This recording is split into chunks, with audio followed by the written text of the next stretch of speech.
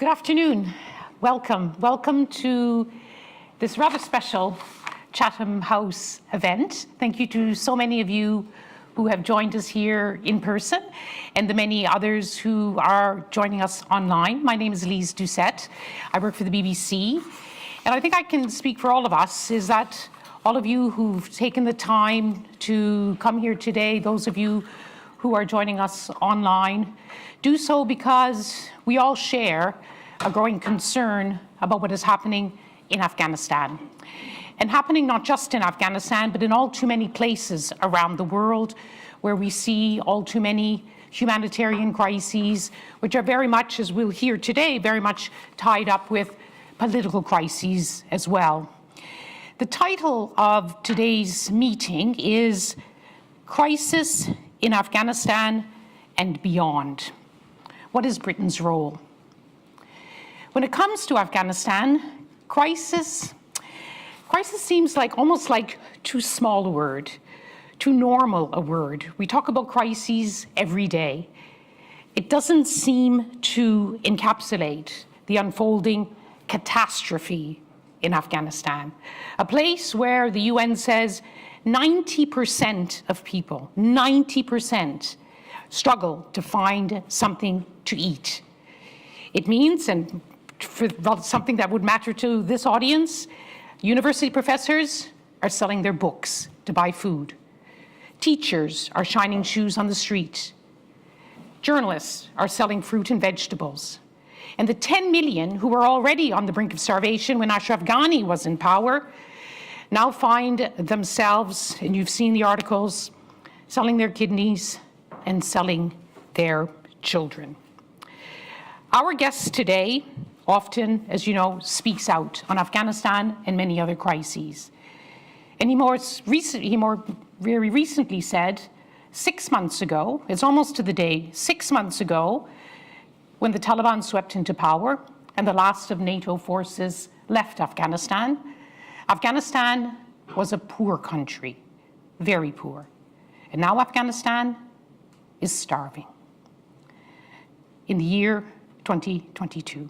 What can we do about it? And of course, not just Afghanistan. Here's a man with some of the answers and who asks some of the questions that we all ask today. David Miliband, former Foreign Secretary, President and CEO of the International Rescue Committee. Welcome, David. And David was just telling us that his very first speech as Foreign Secretary was here in Chatham House. So he feels he's come home. Happy days. Thank you very much. The only way to get a Valentine's Day date with Lise was to say we were discussing the crisis in Afghanistan. I would hope that the presence of both of us here means that there might not be a war in Ukraine because we're here. Happy Valentine's Day, David. To you. There's nothing wrong with, and to all of us, I think in the world in which we live, which is harsh, brutish, and short, is that what it used to be called, spreading a bit of love is not a bad thing, not a bad thing to say. Before we speak to David about the IRC and about its nearly 3,000 staff on the ground in Afghanistan, an organization headquartered in New York but works in now some 41 countries, I just want to give some housekeeping rules. And sadly, in our COVID times, there's a lot more rules. Even though a lot of the rules are being removed, we still have rules. This event is it's on the record and it's being recorded. And if you want to impress people that you're at this event, why don't you tweet about it? And it's hashtag CH capital for Chatham House, obviously, CHE events. Those of you who are joining us online, you'll see on your computer we're using the Q&A function, so the raising the hand function and the chat function are disabled. If you'd like to ask a question here, and please do ask questions, we want this to be very interactive, do raise your hand, and if the microphone comes to you, remain seated, although we all prefer to stand up, but for the purposes of our COVID rules, you'll remain seated, and then you can, when you ask your question, take off your mask, show us a smile. I have to say, I have to make an apology. I find it hard to recognize people with masks on. So if one of my best friends is in the audience and I don't call you by name, it's because I don't always recognize people with masks on. And for those of you who are asking questions on the computer. If in the remote possibility that you would like me to ask your question instead of you, do say it, but do ask your own question. We'll open up the mic for you. David Miliband, very good to see you. I always tease David that I always steal his quotes, the way he describes things. And he says, Lise, take all my quotes, but I do give him credit when I use his. So for all of us, not just for the fine words, but also because the words matter and they convey, how would you describe the crisis in Afghanistan? Well, I would describe it as a catastrophe of choice. A catastrophe because of the 38, 40 million people who live there, all but 2 or 3% don't know where their next meal is coming from.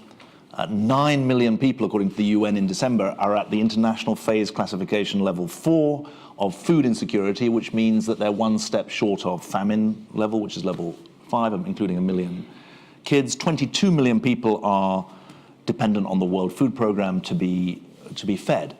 So it's a catastrophe. It's a catastrophe of choice because this immediate crisis has a very proximate cause, and the proximate cause is the end of economic relationships between predominantly Western countries, but in fact the whole international financial sector, IMF, World Bank, and the country of Afghanistan. The freezing of those relationships, the end of the payment of public sector salaries, has made this a catastrophe of choice, not just a quote-unquote natural catastrophe. And in August, President Biden, Prime Minister Johnson all said that military withdrawal will not be followed by political, humanitarian, and economic withdrawal. But in fact, it has.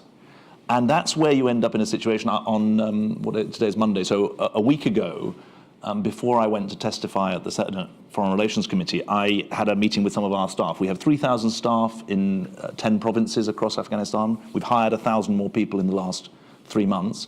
44% of our staff are women at all levels of the organization, including an acting country director who's been to visit Taliban ministers to talk to them. That staff meeting left a very indelible imprint on me because they repeated the stories that you've told about people selling organs, selling children. They talked about nurses who we were supporting in health centers where the water system didn't work or there wasn't fuel to keep the health center going.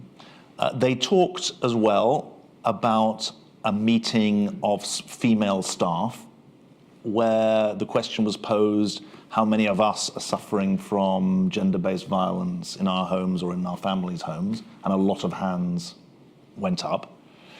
And so they begged me to say to the Senate last week, Senate Foreign Relations Committee last week, whatever you think of the Taliban, whatever they have to answer for, don't let American senators think that they're standing up for our rights by the economic policies that they are pursuing, because the price is being paid by clients of the IRC, by staff members of the IRC who can't, after all, cash their salary checks in a bank. We have to go through the local money broking systems.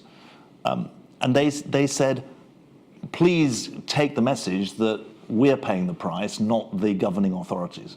And that's what led me to say last week, Afghans have paid a very high price of war. So have Americans, so have Brits in various ways. Now the Afghans are paying the price of peace. And that is something that is indefensible. This is such a huge discussion, as you know. It's a huge discussion online, huge discussion in the Senate and in the House of Congress where you were, is how do you avoid punishing the people, as you say, who've been punished time and again over the last 40 years?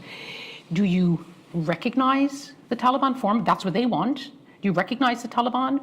Or do you do what's happening now? You just have meetings with them. It's sort of recognition in all but name.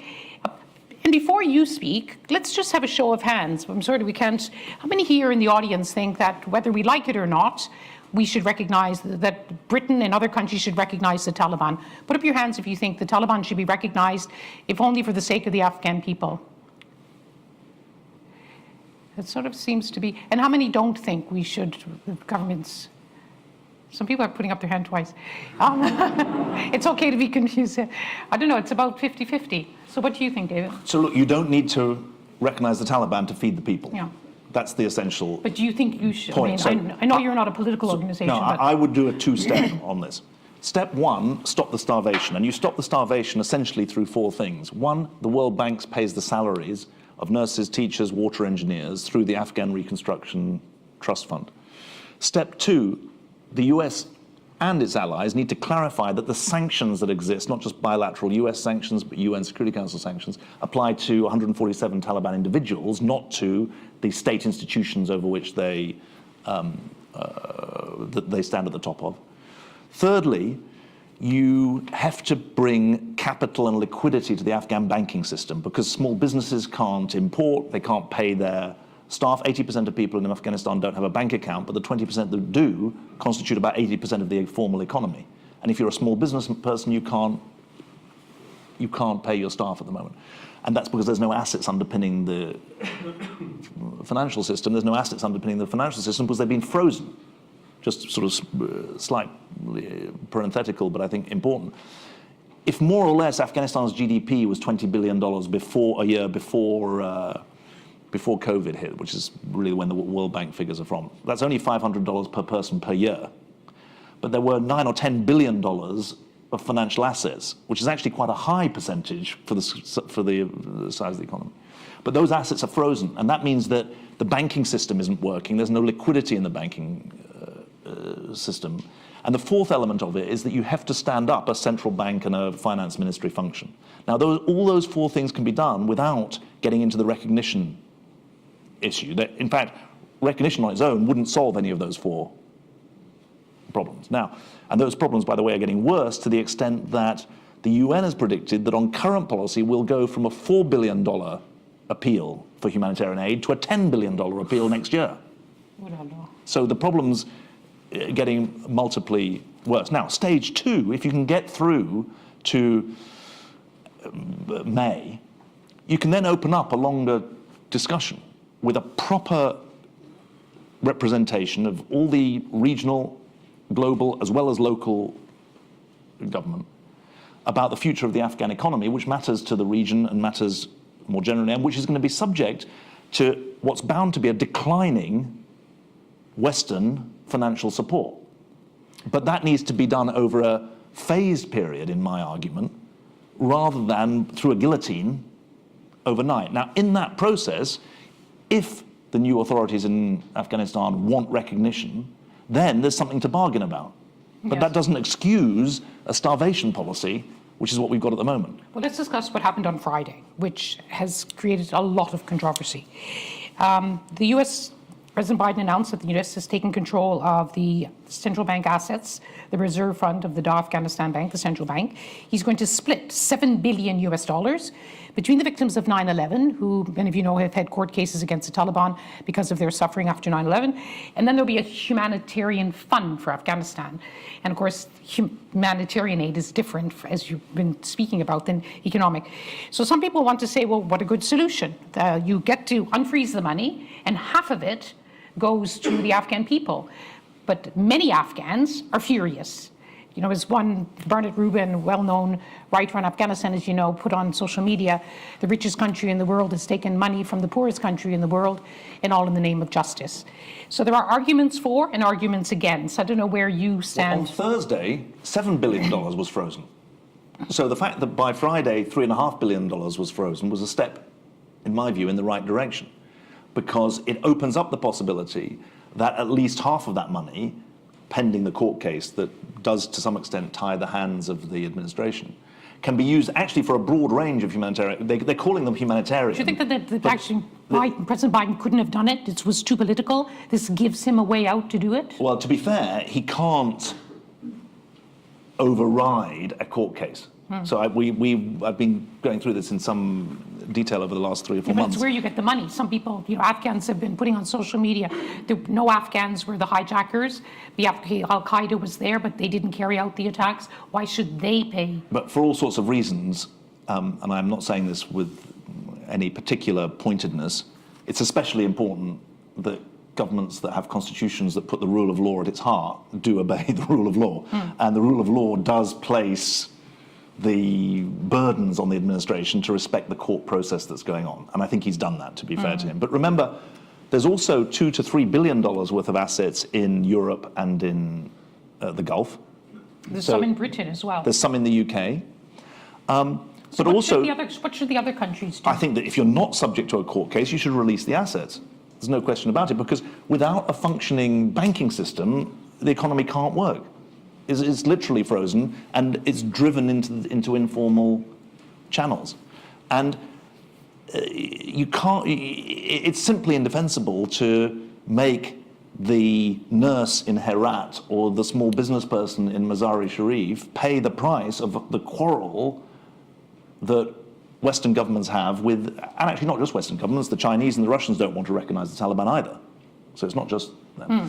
So I'm in a, look, I've got to be severely practical because I'm running a humanitarian organization that has 3,000 staff now who we need to pay and who have got families who at the moment can't be supported. And I think it's really, the world's got enough problems, as we're going to discuss, without creating new ones. Goodness knows Afghanistan had its problems before August, but they've been now magnified manyfold. Given the enormity of this crisis in Afghanistan, in a moment we're going to move away from Afghanistan, the enormity of the crisis, how politically sensitive it is when you have so many of the Taliban leaders under financial sanctions linked to terrorism, which I think is impossible for Joe Biden to lift, it would just be too controversial. It's hard to see a way forward in the sense of getting, as you've been talking, getting the economy going. Who's going to want to invest in Afghanistan? I honestly think if you compare this to Ethiopia, Yemen, Somalia, never mind Ukraine, and which we'll come on to, it's actually pretty straightforward. This is not very complicated. No one's saying, what I'm saying is stop a starvation crisis, and this is the way to stop the starvation crisis. It's not actually a very complicated set of policy issues, and frankly, the politics of this point to me in a clear direction of taking action rather than avoiding action. The politics of this are, one, we spent 20 years there, so we bear some of the scars, but we also bear some of the responsibility, and we certainly have reputational equities in this. Secondly, the blood and treasure that's been spent there has armed, is not quite the right word, has empowered 1-2 generations of Afghans, including Afghan women, who are saying, don't abandon us now. Thirdly, the problems that start in Afghanistan don't end in Afghanistan. Pakistan, Iran, refugees who go there was a leader in the Times which said, well, the refugees will go to Iran and Pakistan. They're not going to stop there. There's a migration aspect to Europe's thinking about this. Europe doesn't need this problem on it in South Asia as well. So I think actually the politics of this are about the World Bank spending money that's demarcated as Afghan Reconstruction Trust Fund, assets that belong to the central bank being used to underpin the banking system, sanctions that are on individuals being applied to those individuals, not to the rest of the state machine.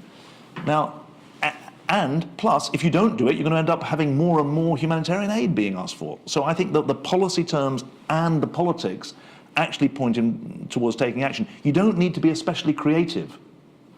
But there is the issue hovering over it, that it's recognition by stealth, that even though the money is going to bypass the Taliban, it's going to go to UN or other institutions, it's going to go to your organization. There is the political question of this leadership. Some Afghans are not willing to accept it. Others describe it as the de facto authority. I'm actually going to bring in a question here because it leads into how do you deal with this Taliban? Okay, you've said you don't have to recognize them. Taliban went to Norway. They met the Western envoys, they met civil society groups, then they went to Switzerland, and America Connery says, I have a question that she heard last week, and I don't want to think of this fact, what to think about Taliban officially welcomed by authorities in Switzerland. So the Norwegians made sure that they also met Afghan groups, including women and human rights defenders. The Swiss just had meetings with the Taliban, and we understand a delegation will be coming to London. So look, Is that the best way forward? Just one point. There's recognition, and there's recognition of reality. Right. The recognition of reality is they won the war, we lost the war. But some say you should put conditions. While they're detaining women, hang on. While they're detaining British nationals, why reward them with these visits? Hang on. So, point one, there's reality and there's recognition of reality and there's diplomatic recognition. So let's just be clear that we're living in the real world in addressing this.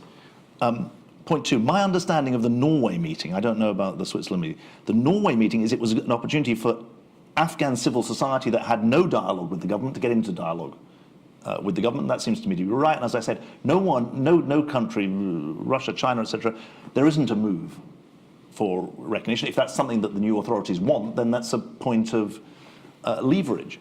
And what was the question from? Well, what do you think of the Taliban officially welcomed by authorities? So it's if social media is a measure, it's a small measure. It's been very controversial with Afghans saying, especially Afghan women, why are they going in luxury jets to Switzerland where they're detaining women protesters? So I don't know about the luxury jets, but the U.S. government has been not capital R recognizing, but lowercase r recognizing the authorities in its negotiations with them. So let's not blind ourselves to the balance of power that exists in the country, and let's take our lead from Afghans about what they need. They need to get over the starvation crisis, and they need to then have some opportunity to forge their own future. But let's avoid, above all costs, the following. We've left militarily. We can't micromanage the country from thousands of miles away. We can't. We've made our choice. But the economic framework that is imposed by the international financial institutions really matters to people's ability to stay alive. So it doesn't seem to me to fall foul of the principles that are being laid out or the aspirations of the Afghans who have benefited over the last 20 years. So we worked there in the 90s, my organization. We were there since the 80s. We talked to the Taliban then, we talked to the Taliban in the 90s, we talk to the Taliban now, at national and at local level. We're not recognizing them. It's not in our gift to give diplomatic recognition. We're recognizing the reality of power. Because the reality of power around the world today is not just the fragmentation of state power, it's also the extension of non-state power. The International Committee on the Red Cross had a statistic last year. 60 to 80 million people in the world live under non-state actors, not under state actors. In the northwest of Syria, there are 3.5 million people living in rebel-held territory. Ditto in the northeast of Syria. In northeast Nigeria, there's 1 million people living under Boko Haram. We can't get to them. So this reality of it's not a multipolar world, it's a sort of leaderless world that is fragmenting in front of our eyes. And I call this out as system failure. States are failing. They're failing in their duties to their own citizens. Diplomacy is failing. There are 55 civil wars going on at the moment, 8 of them with more than 1,000 battlefield deaths, so qualify as severe according to international standards. There's legal failure in that the laws of war that were one of the products of the failings of the interwar period and came in after the Second World War, the laws of war, it's not wars without end, it's just a lawless situation. And there's operational failure by the humanitarian and development sector that can't keep up with this. And we've got to recognize what that means, because it presents a very clear choice. Either you abandon the multilateral system and you work outside it, which I think has a lot of risks, but some of the places we work, we are working outside the system. There is no state system. Or you try and figure out how in this geopolitically fragmented environment can it be rebuilt. And that, I think, is the central challenge for this decade, really. Is it an age in which there is growing impunity? I call this age of impunity. Or does accountability make a comeback? And that, I think, and I don't want to pretend at all that it's simple. My God, it's difficult. But that's the central thing. Either by 2030, impunity has marched across borders, across lives and livelihoods, or the checks and balances of accountability. What John Kenneth Galbraith wrote a book in 1952 about countervailing power, call it American capitalism, the case of countervailing power. We need to take that notion of countervailing power, which is essentially about checks and balances and about accountability, and argue that whatever the political system of different countries around the world, there is an imperative of accountability. Otherwise, we're living in a world of anarchy, and that's the danger. That's the challenge, I think. You almost seem to be inching toward that concept, which we don't hear as much about, which is the responsibility to protect. That we have an obligation, a human obligation, to try to intervene when so many are in need. You use this phrase, starvation crisis. We're talking about Afghanistan today. Last year we talked about Yemen, which was then the world's worst humanitarian crisis. There's a starvation crisis in Tigray. There's a starvation crisis in parts of Iraq. There's a starvation crisis in Lebanon, where people don't have enough food to eat. In place after place, and you're using this new, rather than talk about state collapse, this system in, how does the world find enough resources, enough political will, we're talking Valentine's Day, a big enough heart. You know, David Beasley, the head of the World Food Programme, is constantly begging people for money to feed people, and says he doesn't have enough money even to feed people, never mind rebuilding societies. So look, the good news is there's plenty of resources. There's more resources to tackle the world's problems than ever before. Yes, there's After the pandemic? There's more resources. Look, the pandemic has cost us $N trillion, $20 trillion or something, and the IMF has done the studies to show that if you spend, I think, $5 billion on prevention, worth $9 trillion of cost. So at the moment, we're spending resources through the failure of preventative action. But look, the world is getting richer faster than the problems are multiplying. But the maldistribution of resources means that there's growing starvation in places of acute need. But I think this is where you said so rightly at the beginning, Lise, every humanitarian emergency is in fact a political emergency. That's what the idea of system failure is intended to bring out. Now, that's partly, to quote Anne Applebaum, the bad guys are winning. Those who want to stand for impunity, not for democratic or even basic UN Charter norms, are on the rise. But also, those who do stand for those values are in retreat, including in our own country, but the US as well, significantly. Consumed by their own problems, in some ways deglobalizing as a result of that. And so, I mean, to state maybe more than obvious, it's a political, you said political will, I think it's a bigger than that. It is a political emergency. And the first step is, I think, to call it out. The second step is to see where are the assets that exist to take on that emergency.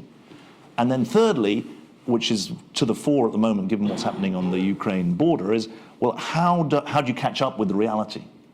And I think that's at least the way I'm trying to think about it, to state the obvious. I'm not doing this as a politician, I'm doing this as someone who's running a humanitarian organization on the receiving end of the political failure.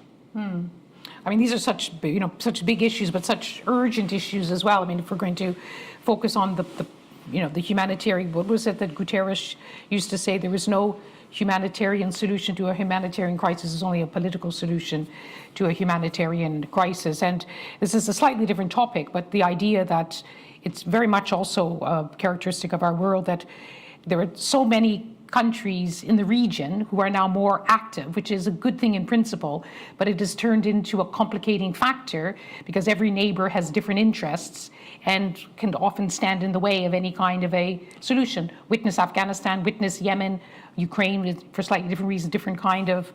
So your political solution becomes even harder to achieve in the time in which we live, it seems. So I think that is very interesting. And I didn't realize this at the time, but when I was Foreign Sec, I spent 3 years, the first visit I made to Afghanistan was, it coincided, as it happened, with the funeral of Zahir Shah, the last king of Afghanistan.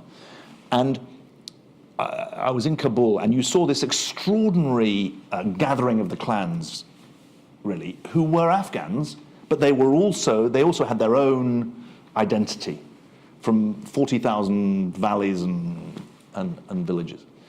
And I started making the argument that a political solution in Afghanistan had to be regional as well as national.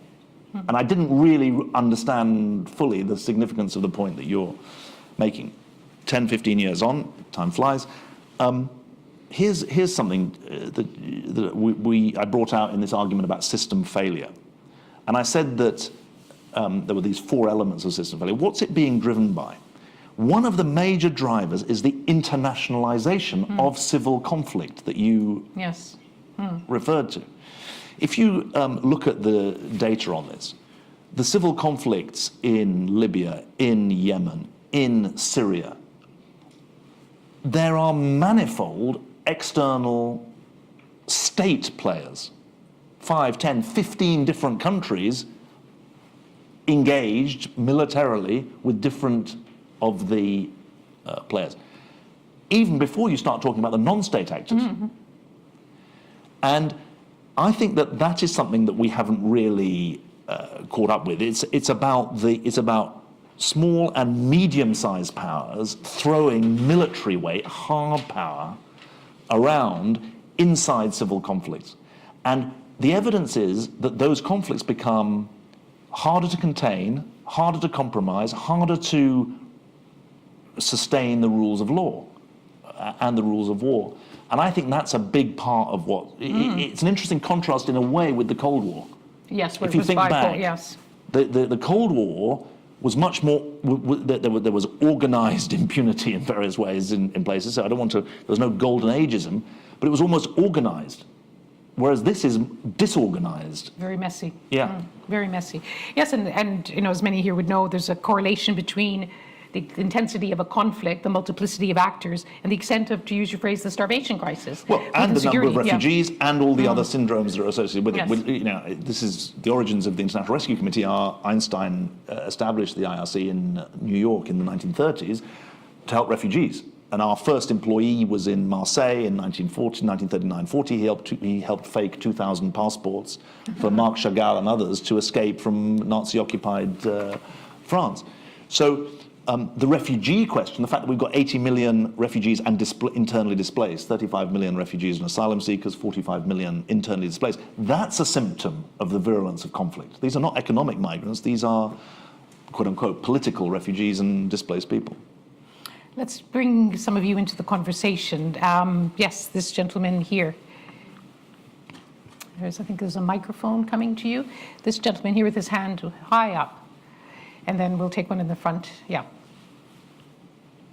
William Patey, chairman of Turquoise Mountain Trust. We support 8,000 Afghans in Afghanistan. So I want to bring you back to Afghanistan. And without having to recognise the Taliban, what steps do we need to take now to get a banking system going, which I absolutely agree with you. And I'm conscious that just handing over $3 to $5 billion to a central bank in Afghanistan may be unpalatable for lots of people. I was there when the president's brother and the vice president's brother robbed the central bank of $800 million while we were there supervising it. So the prospect of the Taliban managing to extract money from a central banking system, but we need it. So it's a balance of risk. And in balancing that risk and making it more palatable, do you think there would be some scope and the Taliban might accept some form of international supervision, auditing of the banking system for a period while as an exchange for allaying some of the fears that were bound to arise in Congress and elsewhere? Because, you know, like your organization, my organization is unable to, without using the Hawala system, which we're doing, get enough money into Afghanistan to support the people who are producing goods that can be sold and as part of the economy. So yes, it's a very technical question. You know, but yeah. No, it's, and you know a lot about it. Very distinguished public service that you did, including in my time. So it's very nice to see you, William. Look, there are independent governors of the central bank, including one who's at the University of Maryland at the moment. So, secondly, those who are engaging with the technocrats who do still exist in country are insistent that there is scope for that sort of auditing, oversight, and the rest of it. Thirdly, the UN is creating a humanitarian exchange facility that's been talked about in public, so that Afghanis that are under people's beds can be exchanged for dollars. Dollars can be used then to import, because it's an 80% import-dependent economy. And so the function of currency exchange, which was one of the major things that the assets were used for, $3 or $4, $50 million worth of currency exchange around the country before August has been stopped. Fourthly, the sanctions piece is important to this as well, because if you, in the same way that if you pay salaries but people can't cash them at the banks, then you're not doing much good. If you're not able to assure external partners of the banking system that they're not going to get caught up in the sanctions regime, that's also a source of problem. So these things are interconnected, and you certainly wouldn't. I mean, my macroeconomics isn't great, but you wouldn't want to throw $9 billion worth of assets at the Afghan economy overnight. You know, you'd have capital flight, you'll have all sorts of other problems associated with it. So it does need to be managed. But I am told by those who've really worked through this, including some people who are in Kabul, that there is a recognition of the need for that money to be properly circumscribed in its uses. And so I feel it's my job to say, let's try. We seem to have a little question corner here with 3 hands, and I know I've recognized one here and one in the back. So why don't we bring the microphone over here? Sadly, we'd never have enough time. Right here in the man's already taken his mask off in preparation. Yes. Yes. John Wilson, a member of this institute and various other ones. Mr. Miliband, you're a very nice man and very kind, but I put it to you that there is an old saying that you've got to be cruel to be kind. It can be said that the Afghan people have brought this upon themselves in as much as they didn't fight for their liberty. They were provided with billions of pounds worth of weapons, and yet we hear they sold them to the Taliban. And so it could be said that it would be better, instead of giving aid, humanitarian aid, to use the monies that we have to form an insurrection so that we get rid of the Taliban as soon as possible, and then we can put in a reasonable government that can look after the population, including the women. Well, I wouldn't support that, because the last 20 years have taught us that fomenting an insurrection in Afghanistan is not going to lead to any benefit. I take seriously your other points, but would point you to the fact that Afghan casualties of the Afghan forces have been legion, absolutely legion. And so the slur that the Afghans, quote unquote, didn't fight is really not well merited on the basis of the facts. And finally, I would say this to you. The Afghan people paid the price of the war, and now they're paying the price of the peace. They're the victims of this. And the regional powers, the global powers, have let them down in a very, very serious way. If you're a mother who's working for the International Rescue Committee in Kabul, you've had other people trying to impose themselves upon you, but you've not had agency of your own, except in your own professional life. And so I would beg you to think not of what you can do for their nation. What my staff say to me is, nation building is our job, but either you're going to help us or hinder us. And at the moment, you're hindering us because we can't even get through the next day because we can't feed our families. And that is the proximate result of the policies that have been imposed over the last few months. So we'll take these 2 questions here in the second row. Thank you for your... I'm not that nice a person either. Yes. That was very nice what you said, but... No, it's okay, don't. The microphone's fine. Go ahead. Thank you. Hilda Rapp, Centre for National Peace Building. You talked about nation building is my job, as your staff will tell you. I'm quoting your staff member. Yeah. And as you know, there was recently a meeting between OCHA and ODI and various other players looking at their new strategy, at which one of the Afghan NGOs complained bitterly about the fact that they are not properly consulted in the international process of a general humanitarian aid effort. But also, for me, that raises another question which I want to put to you, which is to do with Afghan, and you mentioned the tribes, Afghan as a trading nation, where a lot of the revenue that they used to have came from cross-border trade through Afghanistan, all of which, of course, they've lost. So rather than kind of upping the humanitarian aid, if what you're proposing to strengthen finance mechanisms that allow this trade to reopen, then it will be in the hands of the Afghan people to help themselves. Yes. Let me just take this. Yeah, let's have the question. Yep, yeah, let's keep that microphone there, and we'll just. Going to go Yeah. to the other side. Okay. Good. Okay. Nicholas McLean, when Liz Truss was here the other day, a lot of people raised the issue of what is Britain's role, as is the theme tonight, on refugees. And she repeated several times the good story about the 15,000 who were rescued 6 months ago. And we were pressing her on how many more eligible Afghans were either still in Afghanistan on the run, hiding, or trying to get out, but not getting the paperwork, not getting the messages from the Home Office, the Foreign Office. Do you have any idea of what sort of numbers who are people who should be Britain's responsibility are still there or near Afghanistan and need to come here? And what can we do about it? Well, thank you very much. I'll take the second one and then sure. the first one. Yeah. Thank you very much for pressing the Foreign Secretary on that, because there's both an Afghan part of this and a more global element to it.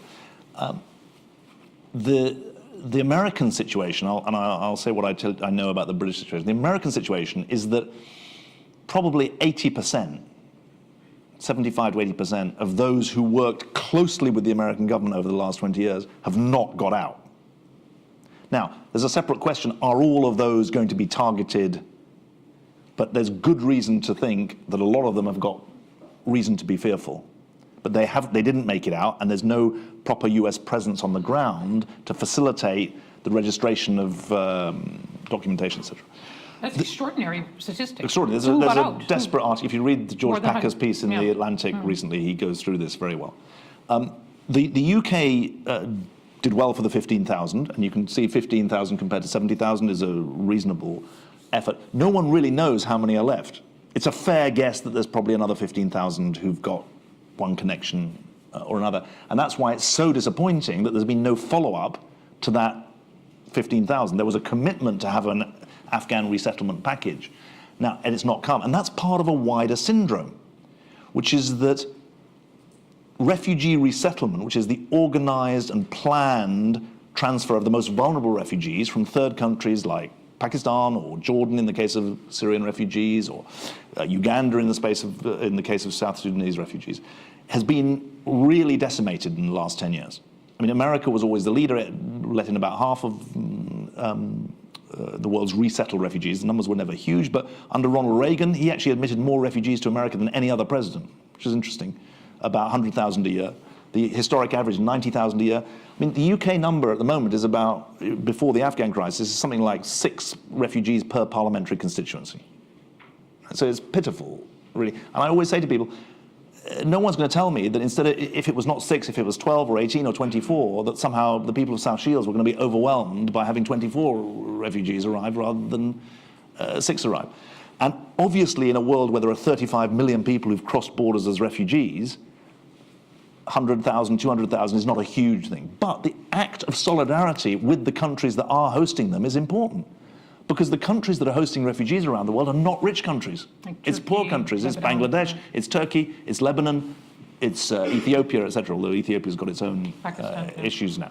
So thank you for raising that. I hope that gives you something. In respect of the first question, OCHA is the Office for the Coordination of Humanitarian Affairs, so it's the centerpiece of the UN system, ODI, Overseas Development Institute. I mean, we have 99% of our staff are Afghans. The sense of engagement with local civil society is very strong, but the accountability in the humanitarian system is too often upwards to donors rather than down to the clients. Our big thing at the International Rescue Committee is clients are at the center, That's why we run customer satisfaction surveys. That's why we try and drive things according to what's happening locally. And so we need much more of that. And if you press that on Liz Truss, that's great. She's made an important commitment around gender-based violence, which we're very keen to support. We've been doing a lot of work on this. We want to work with the UK government. Frankly, the number of speeches that have been made over the last 10 years on tackling gender-based violence, if you measured the progress by the number of speeches, we'd have much less gender-based violence. And so if she wants to really turn those speeches into action, that's great, and we'll work with her on that. And then about trade, opening up that a lot of the economy is fired by. Sorry. Yeah. Well, you see, I hope jet lag hasn't got the better of me, but I've been trying to say in the last 45 minutes, I haven't come here and said, I'm running a humanitarian organization, I want loads more humanitarian aid. I've been saying, I'm running a humanitarian organization. For God's sake, unless you can get the economy functioning, it's like running up a downward escalator. And the multiplier of $1 billion in the banking system is going to be greater than the multiplier of paying the World Food Programme to import rice. And that's just so important. Good, thank you. The people have to feed them. You don't want to be in a situation where the World Food Programme is feeding half the population. We've got a question from Ray. Ray, did you want to ask your question yourself? And if so, I think we're going to allow you to see you on the screen. Wow. Oh. No.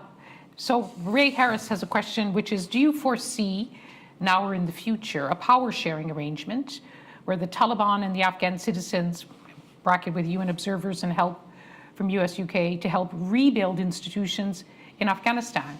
I mean, that's almost saying, is that there going to be a day somewhere in the future where it's, I hesitate to use the word normal, but that we're back to the question of legitimacy. The Taliban are working with the people to serve their needs. I mean, any answer that doesn't recognize that there are other non-state actors in Afghanistan, Islamic State and others, anyone who doesn't mention those factors isn't speaking to the reality. I don't know is the answer to the question. The one thing that might make it happen is the following.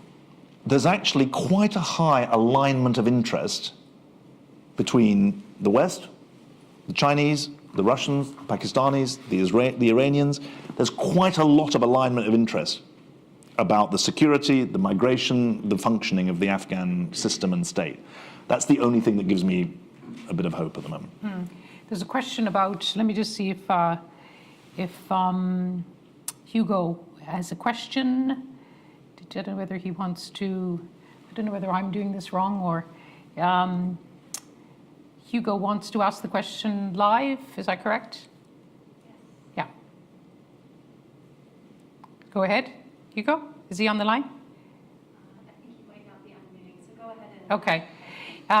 Just what you said, it sort of was, you touched on it with your cross-border trade, you sort of mentioned it. Longer term, how dependent is a lasting solution to Afghanistan on addressing, well, he said, leadership and alignment in Pakistan? I mean, what happens with the neighbors, particularly Pakistan? If so, how? Are these issues that you get into, or? I mean, look, it's absolutely fundamental. As I said earlier, a national political settlement will not be durable unless there's also a regional political settlement. One of the great failings of the Trump administration in its negotiations was to exclude, I should have said this in response to your question actually, it excluded the Afghan government and Afghan civil society, but it also excluded the neighbors. It was a sort of double whammy, really, so fundamental, I would say. Question way in the back, the gentleman with the glasses and the bow tie. Thank you for wearing a bow tie to join us today. Thank you very much. Thank you very much. Thank you very much, David. You brought the word war, reality, so I just want to throw this back to you. I accept it's a war, so there's a collateral damage, and the collateral damage of not recognizing Taliban is less than recognizing them. And then you have countries like Iran that will be feeding from Afghanistan, and they're running a nuclear program, and they've said they would proliferate their nuclear weapons to countries like Afghanistan, Yemen, Syria, all the countries that you are dealing with. So you're dealing with dysfunctional government because they are gangsters or terrorists. So how do you make sure that actually you're not helping these regimes and the bigger crisis which we have, which is the nuclear proliferation of these countries? Well, you'll be relieved to hear I'm not going to get into the Joint Comprehensive Plan of Action and the Iranian Yes. Nuclear program. But there are I just come broader back to security concerns, But I just yeah. come back to something very fundamental. Feeding the people so that they can have some role in forging their own future. That's what we're talking about. Now, you can say that's a diminution of aspiration and idealism, but it's the basics. It's the absolute basics. And if you care about impunity and accountability, then you've got to accept that the most minimum aspect of that is not hobbling people so that they can't feed their own families. I mean, I'm sorry to be so minimalist in my point, but let me try and put it this way. One of the interesting things for me, when I became the head of the International Rescue Committee, I said that I would be looking at problems on the cusp of foreign policy and humanitarian policy from the other end of the telescope that I had looked at it as Foreign Secretary. As Foreign Secretary, you can see the big picture, and the danger is that you miss the people. If you're running an NGO, you can see the people, the danger is that you miss the big picture. And what I wanted to try and do was get the mix of the two. Now, let me try and do that in respect of this starvation and conflict issue. In a way, it's the tip of the iceberg. My point to you is to link this starvation crisis as a result of a conflict crisis to a wider set of issues, and to do so by saying that what's happening in the world's war zones that we highlight in our emergency watch list that I talk about as system failure is the tip of the iceberg. And the issues of impunity, of balance of power, of neglect of the commons, of the public commons, are acute in those conflict places, but they are present elsewhere too.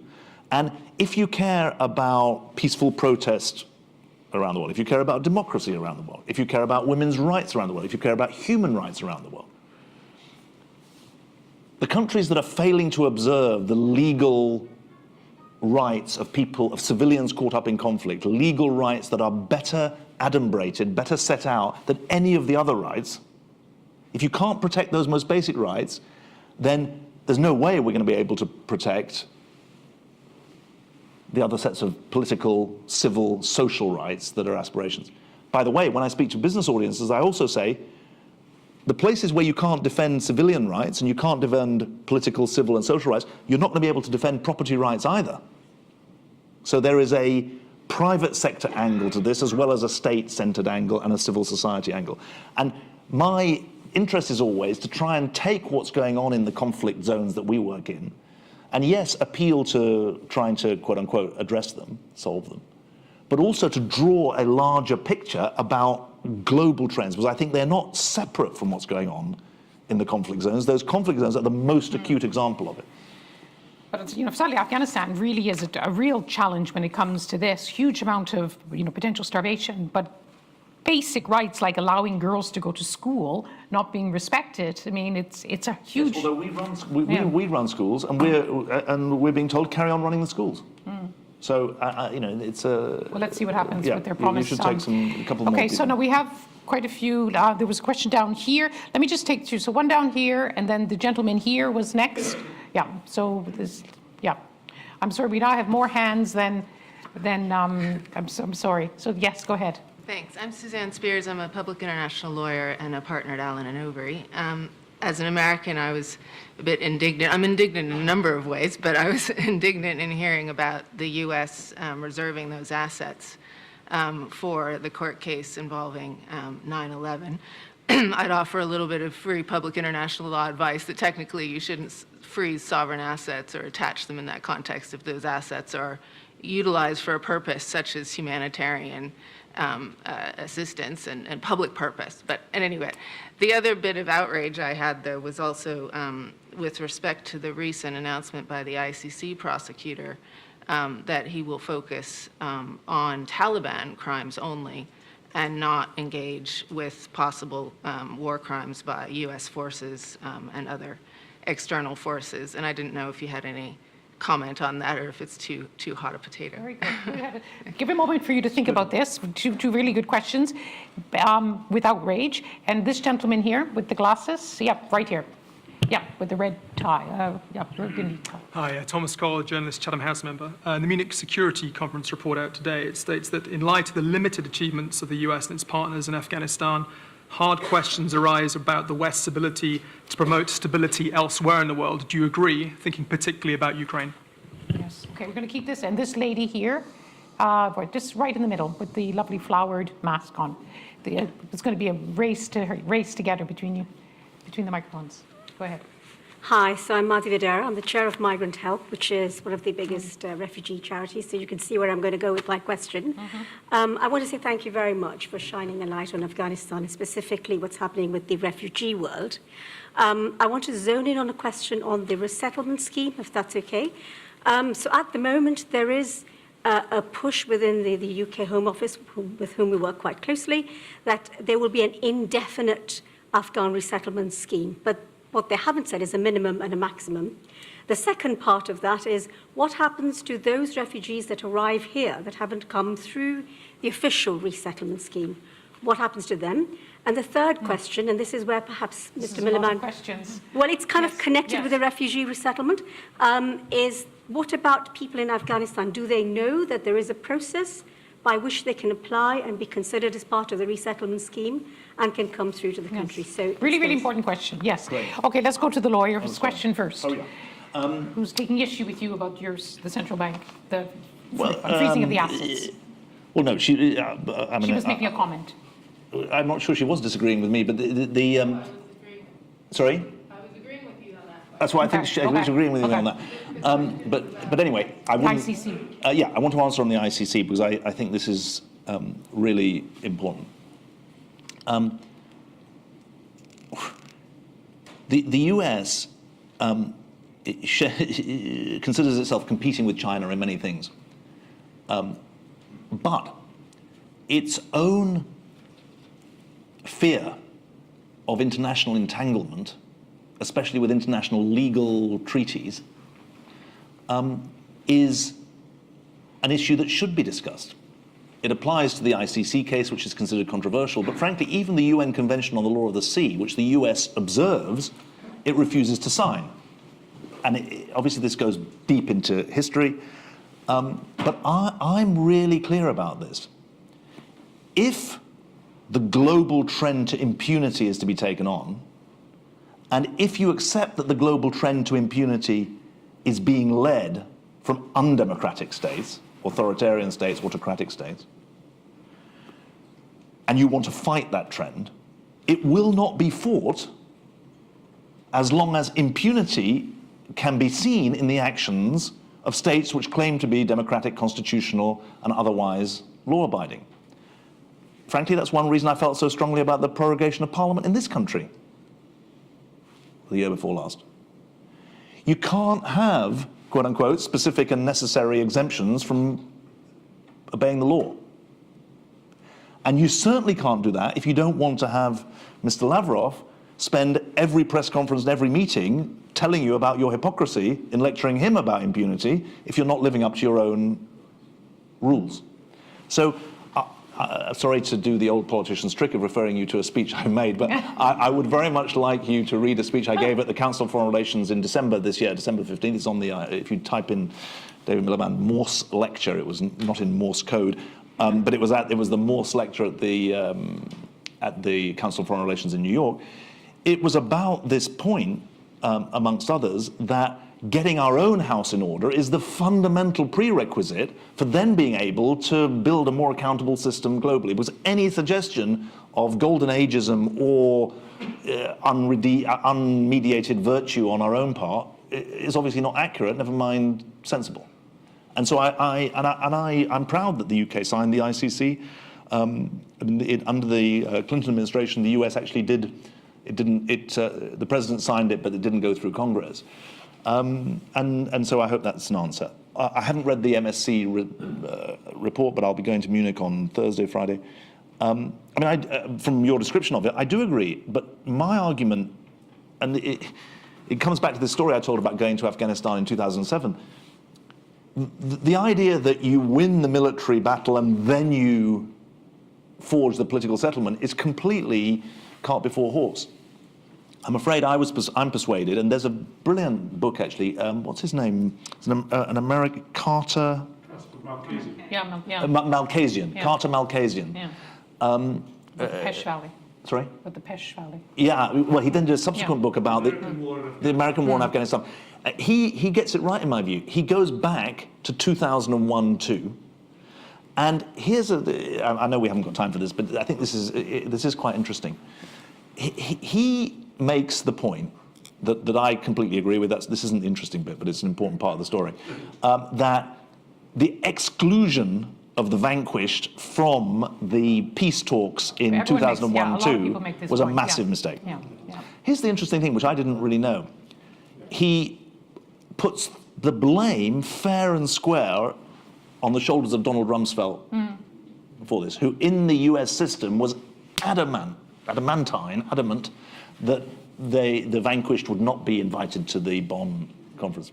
However, here's the thing that this Carter Malkasian generates. He's got these papers which show Rumsfeld was absolutely clear-eyed about where an occupation strategy would land the US. He effectively predicted the next 20 years, even though his own actions led to the 20 years happening. So my view, very strong, and I think this has very wide applicability. It's got applicability in Iraq and elsewhere. If you don't have institutions of political power that share power in a way that is legitimate and credible, then you're not going to be able to generate any kind of domestic political stability. Now, the Ukraine case, I don't think falls into that category, because Ukraine is more democratic than it was 5 years ago. And it's really a category error, I think. I don't know if, I'm sure I'd be surprised if the MSC was saying this. It's a category error to see what's going on in Ukraine today as being internally generated. It's not a civil conflict. It's a threat from its neighbor to walk across its borders, march across its borders, in contravention of everything. Shall I just answer the resettlement scheme? Yes, yes. I'm sorry. Discipline's part of democracy. With Chatham House's permission, we'll go a little bit over, but Okay, it's an important question. And I apologise in advance to the many It'll hands. get me drummed out from a Yes. membership that I don't have. Yes. So, Robin? Sorry? I see. I didn't realise it worked like that. Because the Council on Foreign Relations in Okay, America answer the won't question. let you be a That's member. it, you guys can talk later. Just on the resettlement Yes. scheme, there were 3 questions. Yes. And here's I want to answer them together. In 1975, after the Americans left Vietnam, President Ford got the UNHCR to do the registration of Vietnamese for the resettlement scheme, because there were no US consular officials there. That's what should happen now. And so you knew the answer all along, but you didn't. And UNHCR is overwhelmed. And so do any Afghans know about resettlement? Of course not. What they see is a massive bureaucracy that they can't navigate. And in case of part of the US bureaucracy, with the so-called P2 program, Priority 2 program, they've got to leave the country to get a visa to come to America, but they can't get out of the country without a visa. I mean, it's completely core. So if the UK government said to UNHCR, look, you're on the ground in Afghanistan, as part of the UNAMA mandate, UN Afghanistan mission mandate that's being renegotiated in the Security Council at the moment, we will commit to X thousand places a year, and we want you to go and find the people who have good reason to be fearful of their own future. That would then get them to establish the mechanism, and then you can start doing the resettlement. But until that happens, no chance. With great apology, because we've gone, I'm so sorry, the gentleman. The bad news is that we've run out of time. The good news is that there will be a reception upstairs, and you will get a chance to ask your question directly to David. And if a big enough crowd gathers around you, it will sort of feel almost the same as if you had asked it here.